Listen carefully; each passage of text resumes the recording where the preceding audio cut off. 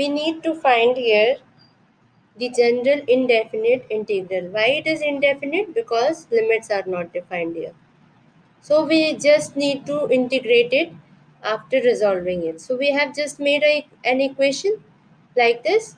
So we have multiplied u with 2u.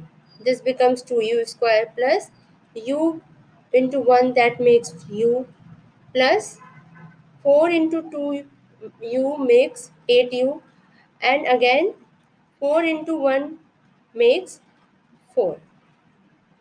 So we will just simplify it. How we do it, let's see. So for 2u square, okay, so 2 is taken common, right? This is u square du. Can we write it? Yes.